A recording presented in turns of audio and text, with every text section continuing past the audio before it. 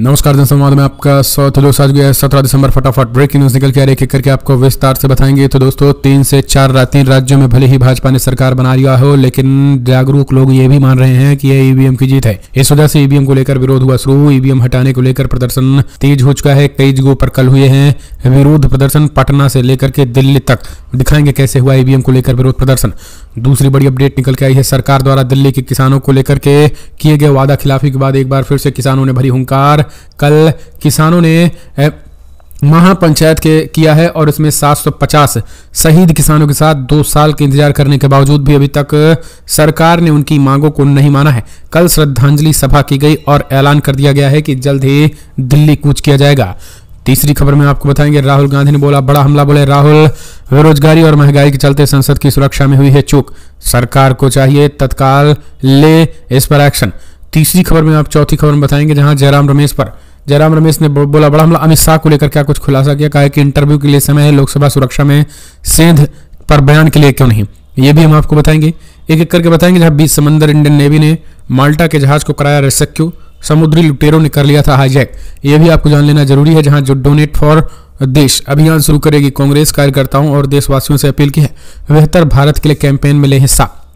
क्या है ये पूरा माजरा। वहीं सऊदी अरब के विदेश मंत्री ने फिलिस्तीनी राज्य को स्थापना का आह्वान किया, इस पर एक्शन लेने का समय आ गया है। बताएंगे सऊदी कैसे अब फिलिस्तीन को एक स्वतंत्र राज्य घोषित करने का ऐलान कर रही है। और वहीं अल कासम लगातार मौत के घाट उतार रहा इजरायली सैनिकों को। सब कुछ खबरें किक करके बताएंगे। जहां नेतन्याहू और बाइडेन के रिश्ते में आई दरार, इजराइल और अमेरिका में क्यों ठन गई है, यह भी आपको जान लेना बेहद जरूरी है। लेकिन उससे पहले एक छोटा सा निवेदन, अगर आपने चैनल को सब्सक्राइब नहीं किया तो पल पल की अपडेट के लिए चैनल को सब्सक्राइब करना न भूलें। दोस्तों दरअसल पहले बड़ी अपडेट निकल के आई है। 3 राज्यों में भारतीय जनता पार्टी के ईवीएम द्वारा चुनाव जीते जाने के बाद ईवीएम की खोल गई है पोल। तमाम लोगों का मानना है कि ईवीएम केवल और केवल ये मोदी और शाह का एक तरीके से ये ईवीएम हिस्से करते हैं जादू, नहीं जीतते हैं अपने दम पर। ईवीएम की जीत को लेकर के अब पूरी तरीके से विरोध शुरू हो चुका है। दरअसल कल उदित राज ने 16 तारीख को कल बड़ी बैठक बुलाई थी। ये बैठक जो है वो कल नॉर्थ एवेन्यू एमडी फ्लैट में हुई है, जहां पर एक तरीके से ईवीएम हटाने के लिए आपातकालीन बैठक बुलाई गई थी और ये अब आगे प्रदर्शन की रूपरेखा तैयार की गई, यानी आने वाले समय में एक तरीके से जोरदार विरोध प्रदर्शन होगा। इसको लेकर ये बड़ी बैठक की गई है।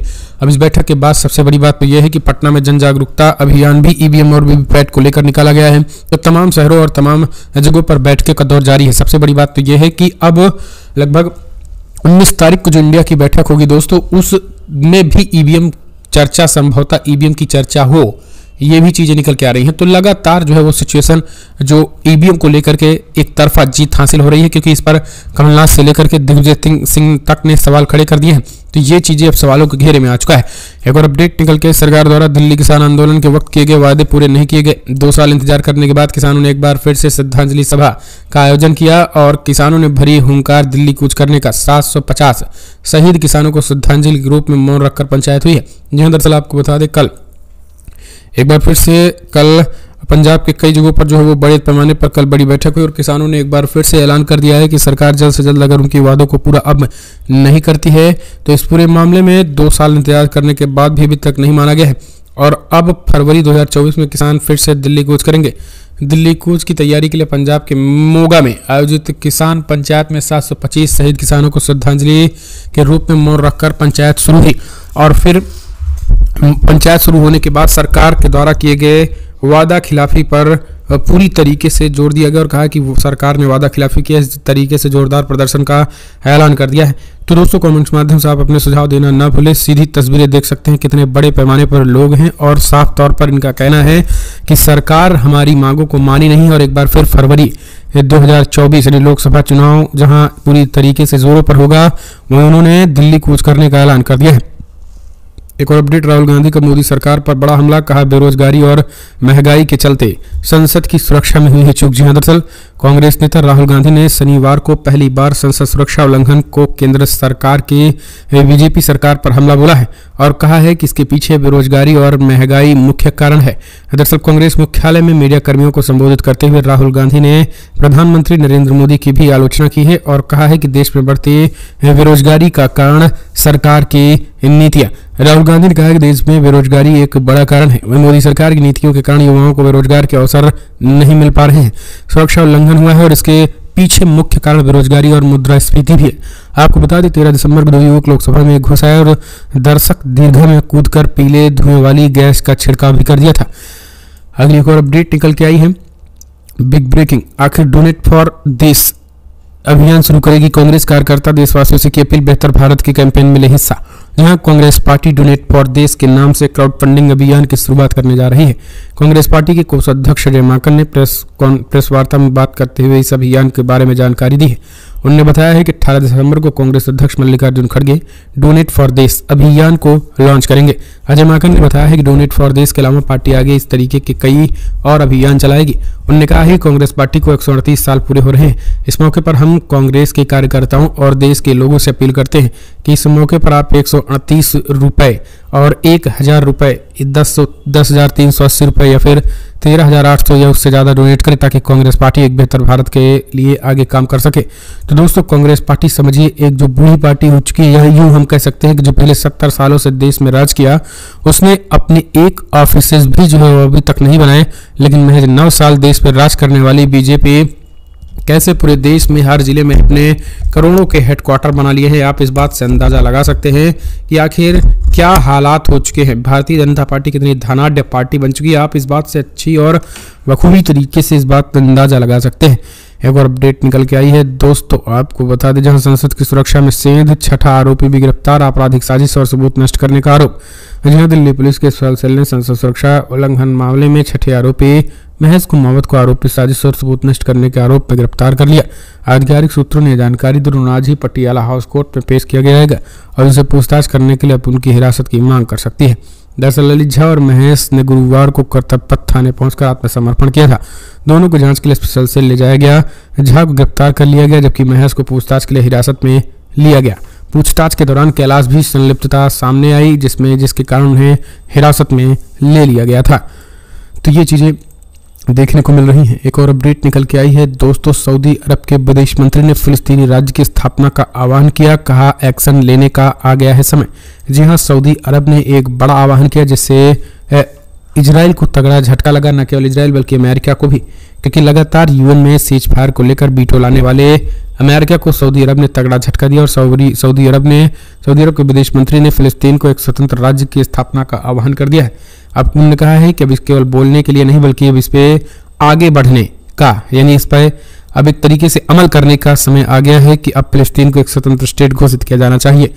अगली एक और अपडेट निकल के आई है, अल कासम ब्रिगेड के प्रतिरोध सेनानी लगातार खान यूनिस में मचा रहे हैं, इजरायली सैनिकों पर कहर बनकर टूट रहे हैं।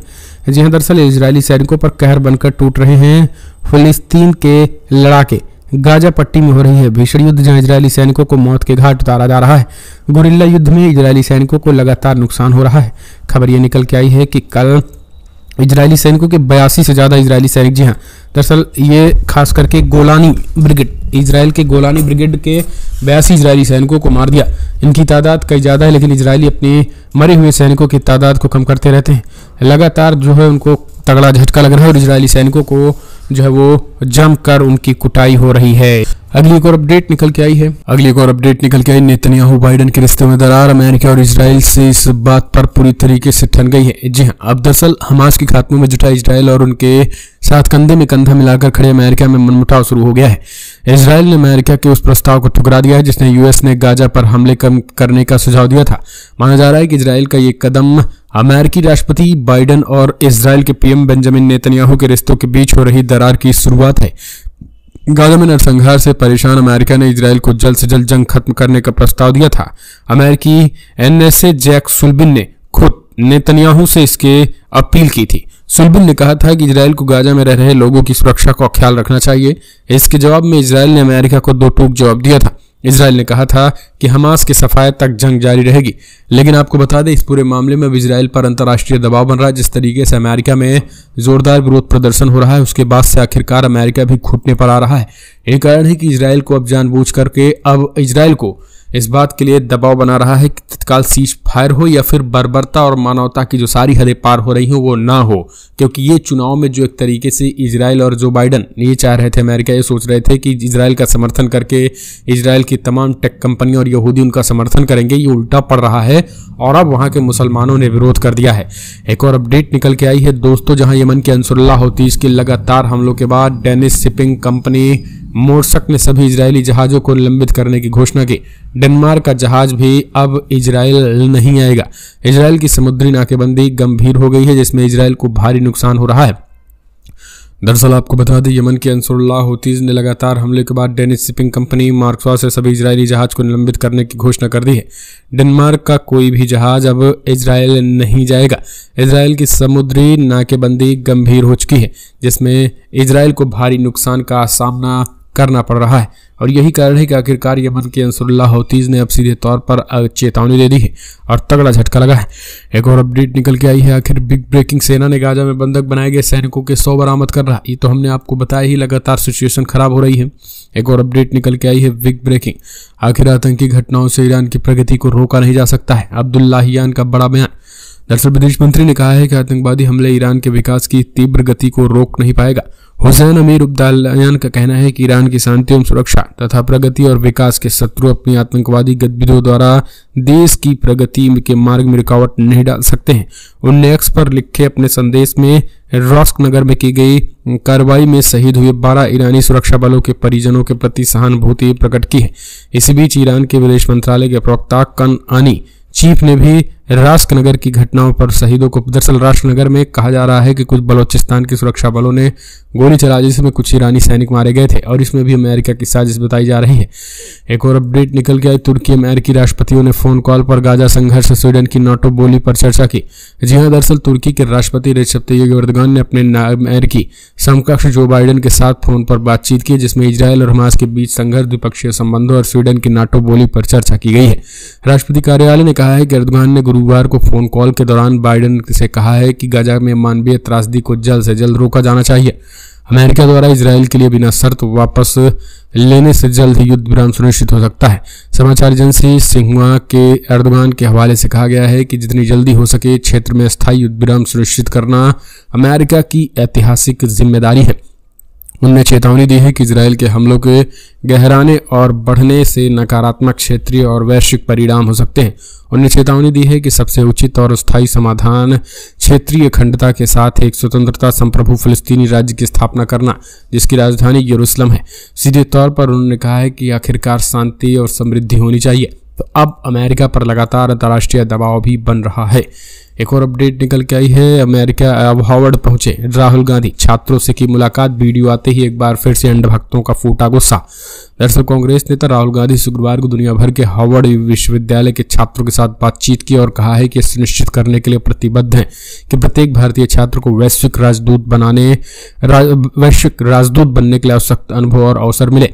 दुनिया भर के हार्वर्ड छात्र के विविध समुदाय के साथ एक अद्भुत और आकर्षक बातचीत हुई है। बैठक में राहुल गांधी ने ट्विटर पर कहा है कि छात्र भारत के बारे में विविध विषय और अनेक उदय और लोकतांत्रिक राजनीति की चुनौती, चाइना द्वारा उत्पन्न भू राजनीतिक चुनौतियां और एआई जैसी नई तकनीकी के बारे में उत्सुक दिखे और बातचीत भी की।